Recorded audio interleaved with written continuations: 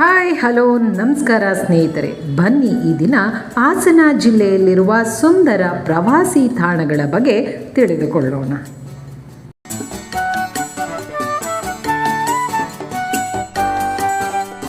ಹಾಸನದಿಂದ 31 kilometre ದೂರದಲ್ಲಿರುವ ಬೇಲೂರು ವಿಶ್ವದ ಎಲ್ಲ ಜನರನ್ನು ತನ್ನೆಡೆಗೆ ಆಕರ್ಷಿಸುತ್ತಿರುವ ಹಾಸನ ಜಿಲ್ಲೆಯ ಪ್ರಮುಖ ಪ್ರವಾಸಿ ಸ್ಥಳವಾಗಿದೆ. ಬೇಲೂರು ಹೊಯ್ಸಳರ ವಾಸ್ತುಶಿಲ್ಪದ ಶ್ರೀಮಂತಿಕೆಯ ಪ್ರತೀಕವಾಗಿದೆ. ನಕ್ಷತ್ರಾಕಾರವಾದ ಜಗಲಿಯ ಮೇಲೆ ನಿರ್ಮಾಣವಾಗಿರುವ ಬೇಲೂರಿನ ಚೆನ್ನಕೇಶವ ದೇವಾಲಯವನ್ನು ಕ್ರಿಸ್ತಶಕ 1117ರಲ್ಲಿ ಹೊಯ್ಸಳರ ಪ್ರಮುಖ ರಾಜನಾದ ವಿಷ್ಣುವರ್ಧನ ಚೋಳರ ಮೇಲೆ ವಿಜಯವನ್ನು ಸಾಧಿಸಿದ ನೆನಪಿಗಾಗಿ ನಿರ್ಮಾಣ ಮಾಡಿ ವಿಜಯನಾರಾಯಣ ಮೂರ್ತಿಯನ್ನು ಪ್ರತಿಷ್ಠಾಪಿಸಿದನು.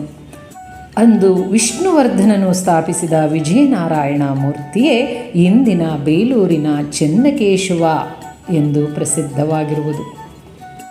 ಚೆನ್ನ ಎಂದರೆ ಸುಂದರವಾದವನು, ಕೇಶವ ಎಂದರೆ ಕ್ಲೇಶಗಳನ್ನು ಕಳೆಯುವವನು.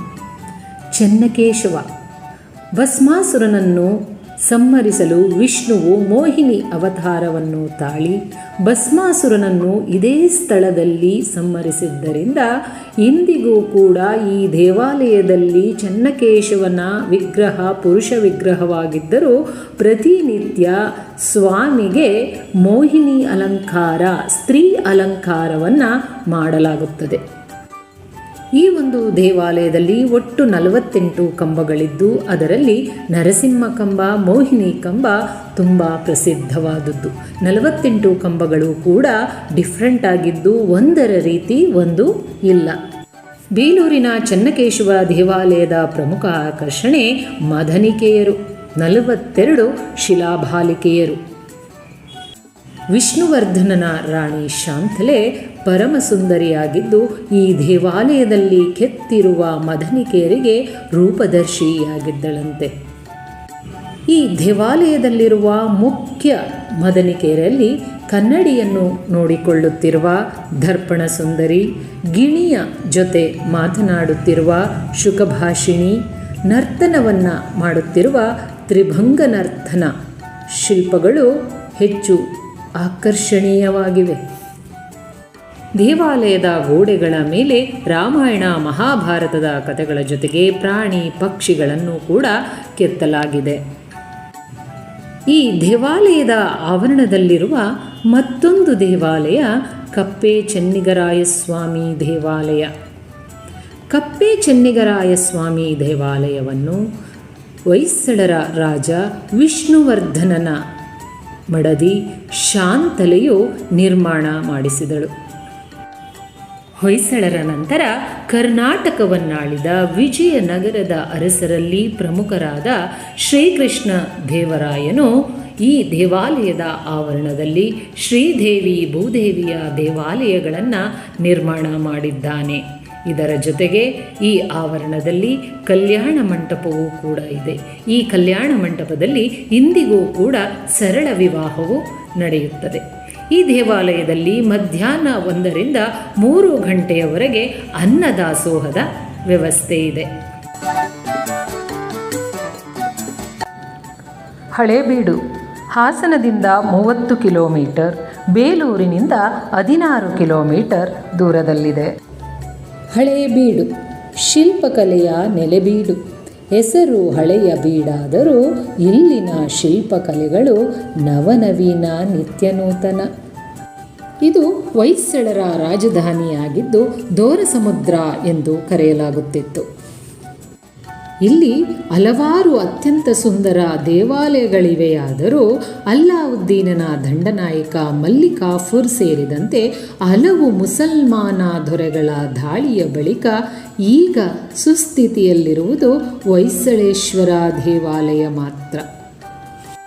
ವಿಷ್ಣುವರ್ಧನನ ದಂಡನಾಯಕ ಕೇತುಮಲ್ಲ ಕ್ರಿಸ್ತಶಕ 1121ರಲ್ಲಿ ಈ ದೇವಾಲಯವನ್ನು ಕಟ್ಟಿಸಲು ಆರಂಭಿಸಿದನು. ಈ ದೇವಾಲಯದ ಮೂಲ ಸ್ವರೂಪವನ್ನು ಕಟ್ಟಲು 40 ವರ್ಷಗಳು, ದೇವಾಲಯದ ಶಿಲ್ಪಕಲಾ ಕೆತ್ತನೆಯ ಕುಸುರಿ ಕೆಲಸವನ್ನು ಮುಗಿಸಲು 120 ವರ್ಷಗಳು ಬೇಕಾದವು. ರಾಜಾರಾಣಿಯರ ಗೌರವಾರ್ಥವಾಗಿ ನಿರ್ಮಿಸಲಾದ ಈ ದೇವಾಲಯದಲ್ಲಿ 2 ಗರ್ಭಗುಡಿಗಳಿದ್ದು ದ್ವಿಕೂಟ ದೇವಾಲಯವಾಗಿದೆ. ಮೊದಲನೆಯ ಗರ್ಭಗುಡಿಯಲ್ಲಿರುವ ಶಿವಲಿಂಗವನ್ನು ಹೊಯ್ಸಳೇಶ್ವರ ಎಂದು ಕರೆದು ವಿಷ್ಣುವರ್ಧನನ ಗೌರವಾರ್ಥವಾಗಿ ನಿರ್ಮಿಸಲಾಗಿದೆ. 2ನೇ ಗರ್ಭಗುಡಿಯಲ್ಲಿರುವ ಶಿವಲಿಂಗವನ್ನು ಶಾಂತಲೇಶ್ವರ ಎಂದು ಕರೆದು ಇದನ್ನು ಶಾಂತಲೆಯ ಗೌರವಾರ್ಥವಾಗಿ ನಿರ್ಮಿಸಲಾಗಿದೆ. ಬೇಲೂರನ್ನು ಒಳನೋಡು, ಹಳೇಬೀಡನ್ನು ಹೊರನೋಡು ಎನ್ನುವ ಗಾದೆ ಮಾತಿನಂತೆ ಬೇಲೂರಿನ ಒಳಭಾಗದ ಶಿಲ್ಪ ಕೆತ್ತನೆಯು ಸುಂದರವಾಗಿದ್ದರೆ ಹಳೆಯಬೀಡಿನ ಹೊರಭಾಗದ ಶಿಲ್ಪ ಕೆತ್ತನೆಯು ಅತ್ಯುತ್ತಮವಾಗಿದೆ. ಈ ದೇವಾಲಯದ ಆವರಣದಲ್ಲಿ ಉಚ್ಚೇಶ್ವರ ಮತ್ತು ನಗರೇಶ್ವರ ದೇವಾಲಯದ ಅವಶೇಷಗಳನ್ನು ಸಂಗ್ರಹಿಸಿಡಲಾಗಿದೆ.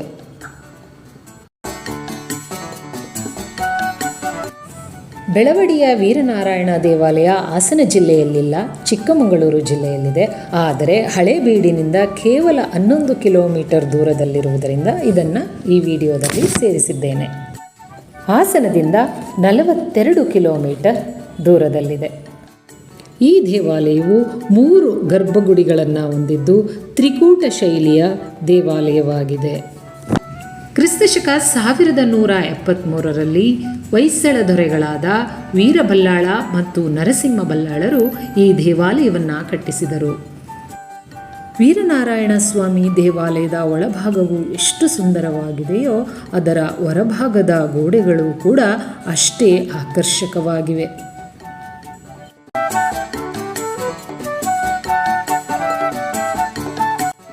ಹಾಸನದಲ್ಲಿರುವ ಹಾಸನಾಂಬ ದೇವಾಲಯವು ಬಸ್ ಸ್ಟಾಪ್ನಿಂದ 1.5 ಕಿಲೋಮೀಟರ್ ದೂರದಲ್ಲಿದೆ.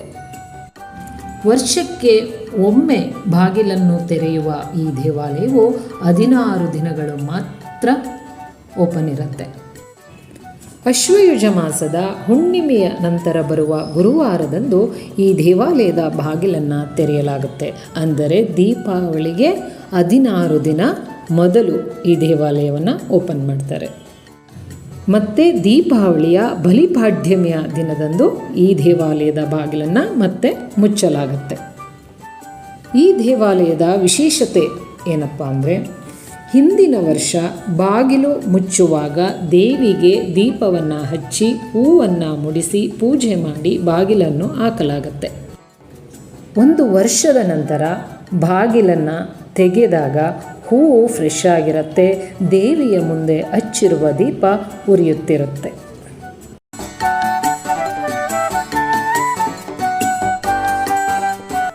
ಮೊಸಳೆ ಗ್ರಾಮವು ಹಾಸನದಿಂದ 14 ಕಿಲೋಮೀಟರ್ ದೂರದಲ್ಲಿದೆ. ಪುರಾಣದ ಪ್ರಕಾರ ಈ ಒಂದು ಸ್ಥಳದಲ್ಲಿ ಬಹಳ ಹಿಂದೆ ಜಮದಗ್ನಿ ಮಹರ್ಷಿಗಳು ವಾಸವಾಗಿದ್ದರಂತೆ. ಈ ಒಂದು ಗ್ರಾಮದ ಪ್ರಾಚೀನ ಹೆಸರು ಮುಸಲ ಎಂದು. ಮುಸಲ ಎಂದರೆ ಕುಟ್ಟಾಣಿ ಎಂದರ್ಥ.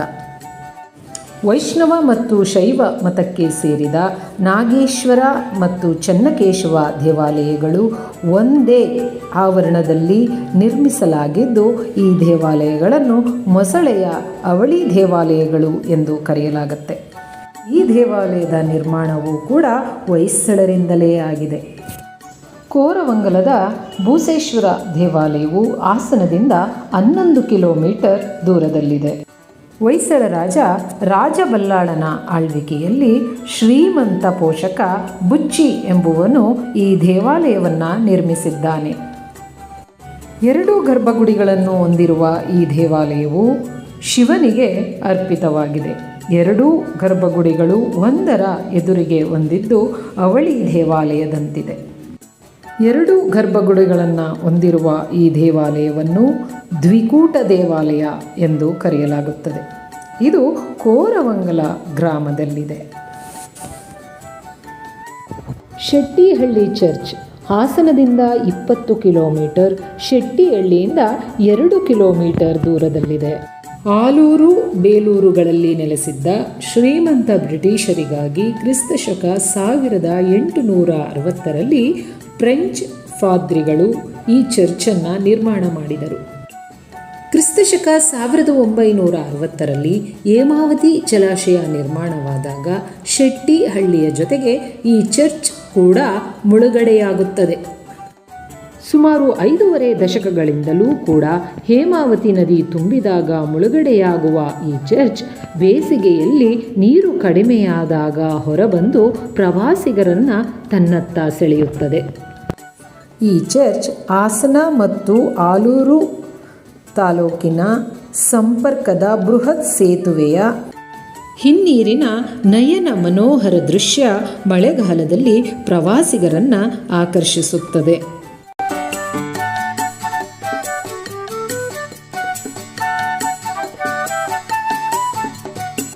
ಗೋರೂರು ಹಾಸನದಿಂದ 24 ಕಿಲೋಮೀಟರ್ ದೂರದಲ್ಲಿದೆ.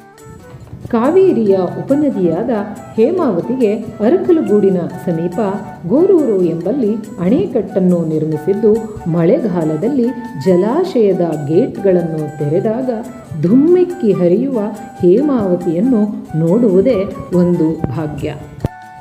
ಈ ಅಣೆಕಟ್ಟಿನ ಬಳಿ ಯೋಗ ನರಸಿಂಹನ ದೇವಾಲಯವಿದ್ದು, ಹಿಂದೆ ಈ ಒಂದು ಸ್ಥಳವನ್ನು ಗೋಕರ್ಣಪುರಿ ಎಂದು ಕರೆಯಲಾಗುತ್ತಿತ್ತು. ಇಲ್ಲಿ ಗೋಕರ್ಣ ಋಷಿ ತಪಸ್ಸನ್ನು ಮಾಡುವಾಗ ಯೋಗ ನರಸಿಂಹ ಸ್ವಾಮಿಯು ಪ್ರತ್ಯಕ್ಷವಾಗಿದ್ದರಂತೆ. ಆದ್ದರಿಂದ ಇಲ್ಲಿ ಈ ದೇವಾಲಯದಲ್ಲಿ ಇರುವ ಮೂರ್ತಿ ಸ್ವಯಂ ಉದ್ಭವ ಮೂರ್ತಿಯಾಗಿದೆ.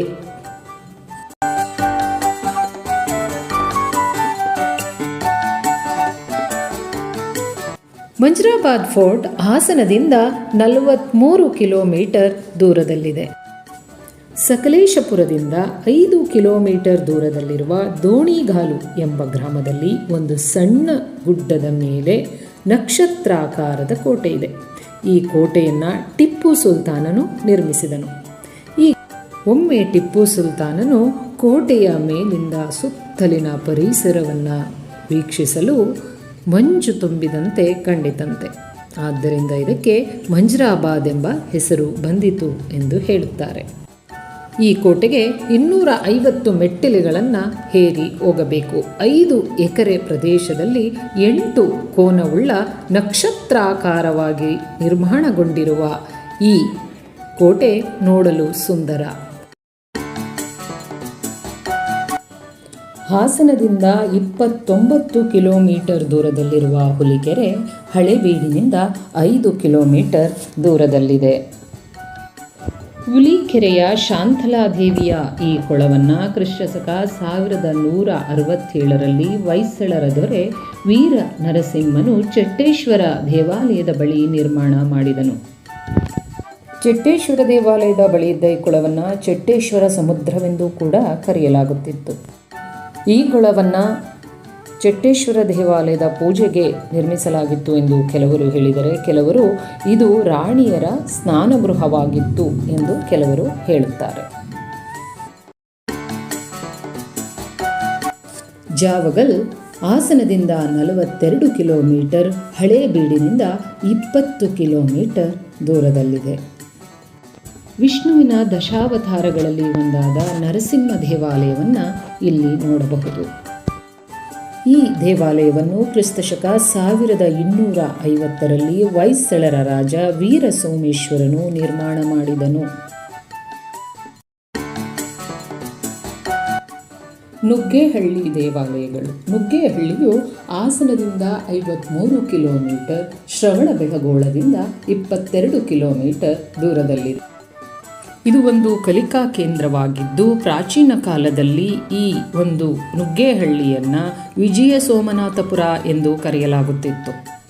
ಪ್ರಾಚೀನ ಅಗ್ರಹಾರವಾಗಿದ್ದ ಈ ಗ್ರಾಮದಲ್ಲಿ ಹೊಯ್ಸಳರ ಶೈಲಿಯಲ್ಲಿ ನಿರ್ಮಿತವಾದ 2 ದೇವಾಲಯಗಳಿವೆ.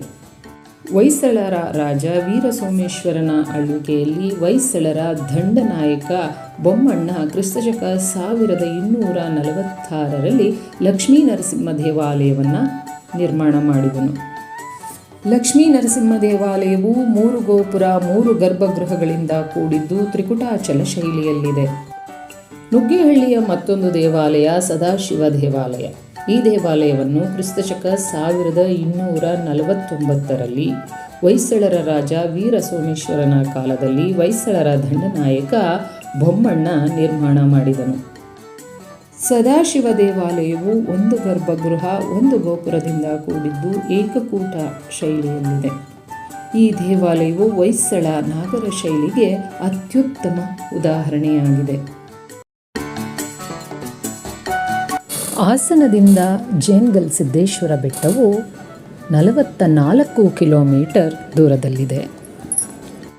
ಅರಸೀಕೆರೆಯಿಂದ ಜೇನ್ಗಲ್ ಸಿದ್ದೇಶ್ವರ ಬೆಟ್ಟವು 7 ಕಿಲೋಮೀಟರ್ ದೂರದಲ್ಲಿದೆ.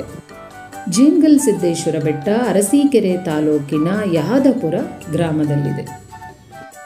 ಜೇನುಗಲ್ ಸಿದ್ದೇಶ್ವರ ಅಥವಾ ಜೇನುಗಲ್ ಅಜ್ಜಯ್ಯನ ದೇವಾಲಯವು ಬೆಟ್ಟದ ಮೇಲಿದ್ದು, ಈ ದೇವಾಲಯವನ್ನು ತಲುಪಲು 1101 ಮೆಟ್ಟಿಲುಗಳನ್ನು ಹತ್ತಬೇಕಾಗುತ್ತದೆ. ರಾಮನಾಥಪುರವು ಹಾಸನದಿಂದ 49 ಕಿಲೋಮೀಟರ್, ಅರಕಲಗೂಡಿನಿಂದ 18 ಕಿಲೋಮೀಟರ್ ದೂರದಲ್ಲಿದೆ. ಅರಕಲಗೂಡಿನ ರಾಮನಾಥಪುರವು ಕಾವೇರಿಯ ನದಿ ದಡದಲ್ಲಿದ್ದು 3 ಯುಗಗಳ ನಂಟನ್ನು ಹೊಂದಿದೆ. ಶ್ರೀರಾಮನು ಲಂಕಾಧಿಪತಿ ರಾವಣನನ್ನು ಸಂಹಾರ ಮಾಡಿದ ದೋಷವನ್ನು ಇಲ್ಲಿರುವ ಉದ್ಭವ ಲಿಂಗವನ್ನು ಪೂಜಿಸುವ ಮೂಲಕ ಕಳೆದುಕೊಂಡನಂತೆ. ಈ ಒಂದು ಸ್ಥಳವನ್ನು ಕೃತಯುಗದಲ್ಲಿ ಸಂವರ್ತಕಾಪುರಿ, ತ್ರೇತಾಯುಗದಲ್ಲಿ ವಾಸವಾಪುರಿ, ದ್ವಾಪರ ಯುಗದಲ್ಲಿ ವಹ್ನಿಕಾಪುರಿ ಎಂದು ಕರೆಯಲಾಗುತ್ತಿತ್ತು. ವಿಶ್ವದ ಅತಿ ಎತ್ತರವಾದ ಬಾಹುಬಲಿಯ ಏಕಶಿಲಾ ಮೂರ್ತಿ ಇರುವ ಶ್ರವಣಬೆಳಗೊಳ ಬೆಂಗಳೂರಿನಿಂದ 144 ಕಿಲೋಮೀಟರ್ ದೂರದಲ್ಲಿದೆ. ಶ್ರವಣಬೆಳಗೊಳ ಹಾಸನದಿಂದ 53 ಕಿಲೋಮೀಟರ್, ನುಗ್ಗೇಹಳ್ಳಿಯಿಂದ 22 ಕಿಲೋಮೀಟರ್ ದೂರದಲ್ಲಿದೆ. ಶ್ರವಣಬೆಳಗೊಳ ವಿಶ್ವದಲ್ಲಿರುವ ಎಲ್ಲ ಜೈನರ ಪ್ರಸಿದ್ಧ ಯಾತ್ರಾ ಸ್ಥಳವಾಗಿದೆ. ಈ ಒಂದು ಸ್ಥಳದಲ್ಲಿರುವ ಬಿಳಿಕೊಳ ಎಂಬ ಸರೋವರದಿಂದ ಶ್ರವಣಬೆಳಗೊಳ ಎಂಬ ಹೆಸರು ಬಂದಿದೆ. ಗಂಗರಾಜ 4ನೇ ರಾಚಮಲ್ಲನ ಮಂತ್ರಿಯಾದ ಚಾವುಂಡರಾಯನು ಕ್ರಿಸ್ತಶಕ 981ರಲ್ಲಿ ಬಾಹುಬಲಿಯ ಧ್ಯಾನ ನಿರತ 58 ಅಡಿ ಎತ್ತರದ ಮೂರ್ತಿಯನ್ನು ವಿಂಧ್ಯಗಿರಿ ಪರ್ವತದಲ್ಲಿ ಕೆತ್ತಿಸಿದ್ದಾನೆ. ಇದು ಇಡೀ ವಿಶ್ವದಲ್ಲಿಯೇ ಅತ್ಯಂತ ಎತ್ತರವಾದ ಏಕಶಿಲಾ ವಿಗ್ರಹವಾಗಿದೆ. ವಿಂಧ್ಯಗಿರಿಯ ಎದುರಿಗಿರುವ ಚಂದ್ರಗಿರಿ ಬೆಟ್ಟದಲ್ಲಿ ಕೆಲವು ಜೈನ ಬಸದಿಗಳನ್ನು ಮತ್ತು ಜೈನ ಧರ್ಮದ ಮಹಾನ್ ಪೋಷಕನಾದ ಚಂದ್ರಗುಪ್ತ ಮೌರ್ಯನ ಸಮಾಧಿಯನ್ನು ನೋಡಬಹುದು. ರಾಜ ಚಂದ್ರಗುಪ್ತ ಮೌರ್ಯನು ಭದ್ರಬಾಹುವಿನೊಡನೆ ಇಲ್ಲಿಗೆ ಬಂದು ಸಲ್ಲೇಖನ ವ್ರತವನ್ನು ಕೈಗೊಂಡು ತನ್ನ ಅಂತಿಮ ದಿನಗಳನ್ನು ಇಲ್ಲಿಯೇ ಕಳೆದನೆಂದು ಹೇಳಲಾಗುತ್ತೆ. ಗಿರಿಯ ಬುಡದಲ್ಲಿ ಒಂದು ಕೊಳವಿದ್ದು ಇದನ್ನು ಬಿಳಿಕೊಳ ಎಂದು ಹೇಳಲಾಗುತ್ತದೆ. ಇಲ್ಲಿ ಬಾಹುಬಲಿಗೆ 12 ವರ್ಷಕ್ಕೊಮ್ಮೆ ಮಹಾಮಸ್ತಕಾಭಿಷೇಕ ನಡೆಯುತ್ತದೆ. ಅರಸೀಕೆರೆ ಬೆಂಗಳೂರಿನಿಂದ 195 ಕಿಲೋಮೀಟರ್, ಹಾಸನದಿಂದ 58 ಕಿಲೋಮೀಟರ್ ದೂರದಲ್ಲಿದೆ. ಅರಸೀಕೆರೆಯ ಶಿವಾಲಯ ಎಂದೇ ಪ್ರಸಿದ್ಧವಾಗಿರುವ ಚಂದ್ರಮೌಳೇಶ್ವರ ದೇವಾಲಯವನ್ನು ಹೊಯ್ಸಳರ ದೊರೆ ಇಮ್ಮಡಿ ಬಳ್ಳಾಳನ ಆಳ್ವಿಕೆಯಲ್ಲಿ ಹೊಯ್ಸಳರ ದಂಡನಾಯಕ ರಾಚಿಮಯ್ಯ ಕ್ರಿಸ್ತಶಕ 1220ರಲ್ಲಿ ನಿರ್ಮಾಣ ಮಾಡಿದ. ಬಿಸಿಲೆಘಾಟ್ ಬೆಂಗಳೂರಿನಿಂದ 260 ಕಿಲೋಮೀಟರ್, ಹಾಸನದಿಂದ 78 ಕಿಲೋಮೀಟರ್ ದೂರದಲ್ಲಿದೆ. ಬಿಸಿಲೆಘಾಟ್ ಸಕಲೇಶಪುರದಿಂದ 47 ಕಿಲೋಮೀಟರ್ ದೂರದಲ್ಲಿದೆ. ಬಿಸಿಲೆಘಾಟ್ ಹಾಸನ ಜಿಲ್ಲೆಯ ಸಕಲೇಶಪುರ ತಾಲೂಕಿನ ಹೆತ್ತೂರು ಹೋಬಳಿಯ ಬಳಿ ಇದೆ. ಬಿಸಿಲೆಯಲ್ಲಿ 40 ಹೆಕ್ಟೇರ್ಗಳಷ್ಟು ಮೀಸಲು ಅರಣ್ಯವು ಹರಡಿಕೊಂಡಿದೆ. ಈ ಅರಣ್ಯವು ಹಾಸನ, ಕೊಡಗು ಮತ್ತು ದಕ್ಷಿಣ ಕನ್ನಡ ಜಿಲ್ಲೆಗಳಲ್ಲಿ ಹರಡಿಕೊಂಡಿದೆ. ಪಶ್ಚಿಮ ಘಟ್ಟದ ಸುಂದರ ಮನೋಹರ ದೃಶ್ಯವು ಪ್ರವಾಸಿಗರನ್ನು ತನ್ನೆಡೆಗೆ ಆಕರ್ಷಿಸುತ್ತಿದೆ. ಸೊಗಸಾದ ಪ್ರವಾಸಿ ತಾಣವಾಗಿರುವ ಬಿಸಿಲೆಘಾಟ್ನ ಬೆಟ್ಟದ ತುದಿಯಲ್ಲಿ ವೀಕ್ಷಣಾ ಗೋಪುರವು ಸುತ್ತಲಿನ ಪ್ರಕೃತಿಯ ಸೌಂದರ್ಯವನ್ನು ಸವಿಯಲು ಸಹಾಯಕವಾಗಿದೆ. ಬಿಸಿಲೆಘಾಟ್ ಚಾರಣ ಪ್ರಿಯರಿಗೆ ಪ್ರಿಯವಾದ ಸ್ಥಳವಾಗಿದೆ. ಮಹಾರಾಜ ಪಾರ್ಕ್ ಇದು ಹಾಸನ ರೈಲ್ವೆ ನಿಲ್ದಾಣದಿಂದ 3 ಕಿಲೋಮೀಟರ್ ದೂರದಲ್ಲಿದೆ.